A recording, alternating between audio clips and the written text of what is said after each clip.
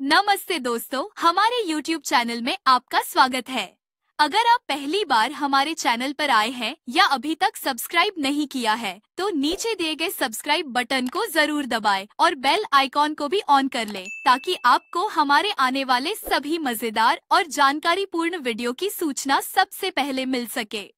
छत्तीसगढ़ में शिक्षक युक्ति युक्तकरण पर घमासान, विभाग और शिक्षक संघ आमने सामने, मंत्रालय घेराव की चेतावनी। रायपुर। छत्तीसगढ़ में स्कूल शिक्षा विभाग द्वारा की जा रही युक्ति युक्तकरण की प्रक्रिया को लेकर शिक्षक संघ और विभाग के बीच तकरार बढ़ गई है, जहां एक और विभाग इसे संतुलित और गुणवत्तापूर्ण कदम बता रहा है, वहीं शिक्षक संगठन इसे शिक्षा की गुणवत्ता से खिलवाड़ और शासकीय शालाओं को कमजोर करने का प्रयास करार दे रहे हैं। छत्तीसगढ़ टीचर्स एसोसिएशन ने इस प्रक्रिया को विसंगतिपूर्ण बताते हुए एक सप्ताह में निरस्त नहीं किए जाने पर 23 संगठनों के साथ मिलकर 28 मई को मंत्रालय का घेराव करने की चेतावनी दी है। शिक्षक संघ के प्रमुख आरोप और चिंताएं। शिक्षकों की कमी। संघ का आरोप है कि युक्ति युक्तकरण के नाम पर प्राथमिक शालाओं में न्यूनतम एक प्रधान पाठक और 2 शिक्षकों तथा मिडिल स्कूलों में एक प्रधान पाठक और 4 शिक्षकों के 2008 के सेटअप को बदलकर क्रमशः 1+1 और 1+3 किया जा रहा है। इससे प्रदेश की 30,700 प्राथमिक शालाओं में एक सहायक शिक्षक और 13,149 पूर्व माध्यमिक शालाओं में एक शिक्षक का पद कम किया जा रहा है, जिससे कुल 43,849 पद समाप्त हो जाएंगे और यही शिक्षक अतिशेष कहलाएंगे। पढ़ाई प्रभावित। शिक्षकों ने सवाल उठाया है कि 5 कक्षाओं को केवल 2 शिक्षक कैसे पढ़ाएंगे। उनका कहना है कि प्राथमिक स्कूलों में पहली से 5वीं कक्षा तक मिलाकर 18 पीरियड होते हैं, जिन्हें 2 शिक्षक नहीं पढ़ा सकते। एकल शिक्षकीय स्कूल। आशंका जताई गई है कि 60 से कम छात्र संख्या वाली 20,000 प्राथमिक शालाएं व्यवहारिक रूप से एकल शिक्षकीय हो जाएंगी। व्याख्याताओं की अतिशेषता। विषय के बजाय कालखंड के आधार पर गणना करने पर 5,000 व्याख्याताओं के अतिशेष होने की आशंका है। विद्यालय बंदी और निजीकरण को बढ़ावा। आरोप है कि प्रदेश के 4,000 विद्यालय बंद हो जाएंगे, जिससे प्राइवेट विद्यालयों को बढ़ावा मिलेगा। स्कूल शिक्षा विभाग का स्पष्टीकरण और तथ्य। शिक्षा का अधिकार अधिनियम का अनुपालन। विभाग का कहना है कि युक्ति युक्तकरण की प्रक्रिया शिक्षा का अधिकार अधिनियम 2009 के प्रावधानों के तहत की जा रही है, जो 1 अप्रैल 2010 से लागू है। इस अधिनियम के लागू होने के बाद 2008 के सेटअप की प्रासंगिकता समाप्त हो चुकी है। छात्र शिक्षक अनुपात। विभाग के अनुसार प्राथमिक शाला में 60 तक की दर्ज संख्या के लिए 2 सहायक शिक्षकों और 150 से अधिक दर्ज संख्या पर एक प्रधान पाठक का प्रावधान है। छत्तीसगढ़ में प्रधान पाठक का पद पहले से स्वीकृत होने के कारण इसे सहायक शिक्षक की गणना में शामिल किया गया है। कमरों की उपलब्धता और बहुकक्षा। शिक्षण विभाग ने कहा कि प्राथमिक विद्यालयों में औसतन 2 कमरे निर्मित हैं और शिक्षा के अधिकार अधिनियम के अनुसार 60 तक छात्र संख्या वाले स्कूल में 2 शिक्षक और प्रत्येक शिक्षक हेतु एक अध्यापन कक्ष होना चाहिए। शिक्षकों को बहुकक्षा शिक्षण के लिए प्रशिक्षित किया गया है। शिक्षकों की अधिकता।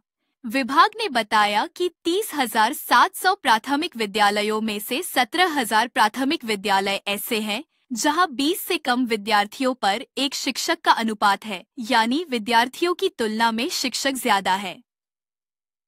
एकल शिक्षकीय स्कूलों का खंडन। विभाग ने स्पष्ट किया है कि प्रधान पाठक और सहायक शिक्षक दोनों की गणना युक्ति युक्तकरण में की गई है, इसीलिए 20,000 प्राथमिक शालाएं एकल शिक्षकीय नहीं होंगी, बल्कि उनमें 2 लोग कार्यरत रहेंगे। अतिशेष शिक्षकों का समायोजन। विभाग का कहना है कि किसी भी विद्यालय से केवल अतिशेष शिक्षक ही निकलेंगे और उनकी पदस्थापना शिक्षक विहीन एवं एकल शिक्षकीय शालाओं में प्राथमिकता से की जाएगी। किसी भी शिक्षक को नौकरी से नहीं निकाला जाएगा। पदों की समाप्ति नहीं। विभाग ने कहा कि युक्ति युक्तकरण में किसी भी पद को समाप्त नहीं किया जाएगा, बल्कि सभी विद्यालयों के पद भविष्य में छात्र संख्या वृद्धि को देखते हुए जीवित रहेंगे। प्रारंभिक गणना के अनुसार प्राथमिक विद्यालयों से केवल 3,608 सहायक शिक्षक और पूर्व माध्यमिक विद्यालयों से 1,762 शिक्षक ही अतिशेष निकल रहे हैं। विद्यालयों का समायोजन बंदी नहीं। राष्ट्रीय शिक्षा नीति 2020 में क्लस्टर विद्यालयों की अवधारणा के तहत एक ही परिसर के विद्यालयों का युक्तियुक्तकरण किया जा रहा है ताकि भविष्य में सुविधाएं बढ़ाई जा सके। इससे कोई भी विद्यालय बंद नहीं होगा और न ही प्राथमिक एवं पूर्व माध्यमिक प्रधान पाठक के पद समाप्त होंगे। व्याख्याताओं की स्थिति। हाई स्कूल एवं हायर सेकेंडरी में विषयमान के आधार पर सेटअप स्वीकृत है और प्रत्येक विषय के एक व्याख्याता को अतिशेष नहीं माना जाएगा। कालखंड के अनुसार गणना केवल उन्हीं विद्यालयों में हो रही है जहां एक ही विषय के एक से अधिक व्याख्याता है या जहां किसी विषय जैसे कॉमर्स के छात्र नहीं हैं। ऐसे व्याख्याताओं को आवश्यकतानुसार अन्य विद्यालयों में पदस्थ किया जाएगा। विभाग द्वारा बताए गए युक्तियुक्तकरण के फायदे। अतिरिक्त शिक्षकों की उपलब्धता बढ़ेगी। एकल शिक्षकीय एवं शिक्षक विहीन विद्यालयों में अतिशेष शिक्षकों से पूर्ति होगी। स्थापना व्यय में कमी आएगी। एक ही परिसर के विद्यालयों में बढ़ोतरी से ड्रॉप आउट में कमी आएगी। बच्चों के ठहराव दर में वृद्धि होगी। अच्छी अधोसंरचना प्रदान करना सुविधाजनक होगा। स्कूल शिक्षा विभाग का कहना है कि युक्तियुक्तकरण पूर्णतः नियमों के अनुसार किया जा रहा है। वहीं शिक्षक संघ अपने उठाए गए सवालों और चिंताओं पर अड्डा हुआ है और आगामी 28 मई को मंत्रालय घेराव की तैयारी में है। इस मामले में आगे क्या होता है यह देखना महत्वपूर्ण होगा।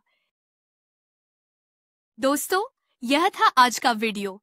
मुझे उम्मीद है कि आपको यह पसंद आया होगा। आपके लाइक और सब्सक्रिप्शन से हमें और भी बेहतर कंटेंट बनाने की प्रेरणा मिलती है। तो लाइक करें, सब्सक्राइब करें और बेल आइकन दबाएं। मिलते हैं अगले वीडियो में। तब तक के लिए धन्यवाद।